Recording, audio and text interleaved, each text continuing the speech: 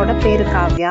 ஊரு தும்மநள்ளி, துருவகெரை தாலுகா, மைசந்திரா ஹோப்லி, தும்மநள்ளி கிராமம். நாங்க 5 வருஷமா விவசாயம் பண்றோம். கொரோனா வந்தப்போதான் இங்க வந்தோம். அப்போ ஊர்ல செட்டில் ஆகிட்டோம். கொரோனா வந்ததும் பெங்களூருக்கு திரும்ப போக முடியல.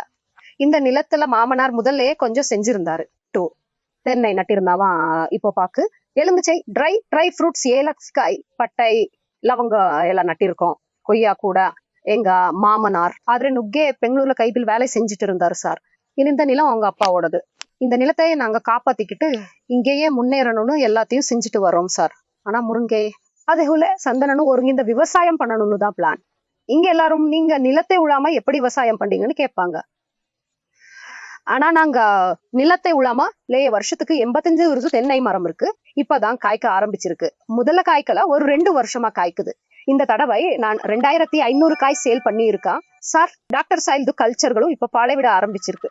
ஒரு 10 கிலோகிராம் பாக்குறதுக்கு நாங்க டாக்டர் சாயில் அதோட கல்ச்சர்களை யூஸ் பண்றோம். பிரத்தியொன்னல்லி இದ್ರೂನು கூட பொட்டாஷ் பர்பஸ் இதெல்லாம் போடுறோம். தென்னை மரத்துக்கு நடுவுல வாழை நடணும்.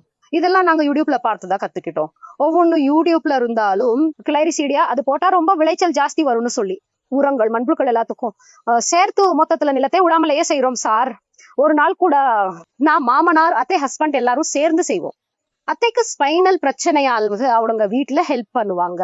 இங்க தோட்டத்துக்கும் வருவாங்க, வேலை செய்வாங்க. அதாவது பெரும்பாலும் என்னாலும் இங்கேயே தான் இருப்போம் சார். நான் யூடியூப்ல எல்லாம் பார்ப்பேன்.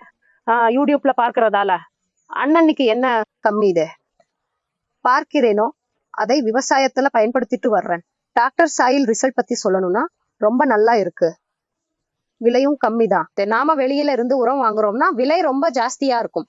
இதை கம்பேர் பண்ணா நல்லா இருக்கு. அப்புறத்துல ஏறப்புறத்துல இருந்தா தண்ணி பாய்ச்சும் போது மண்புழுக்கள் நல்லா உருவாகுது.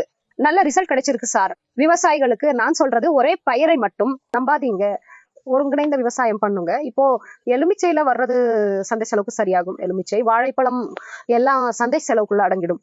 முருங்கைக்கீரை, முருங்கைக்காய் இப்போ கிலோ 500 ரூபாய் இருக்கு. அதனால எல்லாத்தையும் செஞ்சா நல்லது. தென்னை பாக்கு மட்டும் வச்சா அதையே நம்பினா அடுத்த மாசம் என்ன பண்ண முடியும்?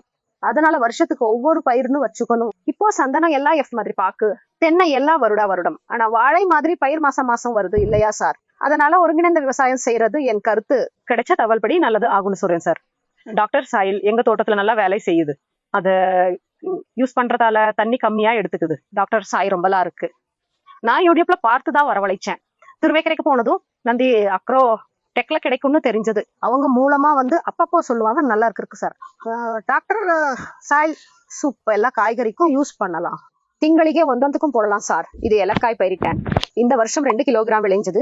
1/2 கிலோகிராம் வச்சுட்டு 1.5 கிலோகிராம் சேல் பண்ணியிருக்கேன். இப்படி மாசம் ஒவ்வொரு ஐட்டம் வந்தது. அதுல இருந்தே வாழ்க்கையை ஓட்ட முடியுது. ஆடுக்கு 2 செம்மறியாட்டு கடா இருக்கு.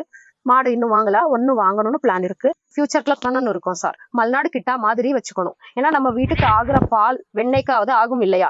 அதுக்கு பண்ண ஆணுன்னு நினைக்கிறோம். நம்ம காலையில எழுந்து யாருக்கோ வேலைக்கு போகணும். அந்த மாதிரி இங்க அவசியம் இல்ல. என்னோட வேலை எனக்கு இன்னைக்கு ரொம்ப சரியில்லைன்னா கிருஷி மெயின் மோசம் இல்ல, ஏற்க ஆளில் என்ன யாரும் கேட்போனா ஏமா வரலைன்னு சம்பளத்தையும் கட் பண்ணுவாங்க, பேச்சு வாங்கணும். அப்படித்தானே விவசாயம் செய்யலாம் சார். விவசாயத்தால மோசம் இல்லை பண்ணலாம். ஆனா ஒருங்கிணைந்த விவசாயம் செஞ்சா ரொம்ப நல்லது. அது என் ஒப்பீனியன் சார். நமஸ்காரம் சார்.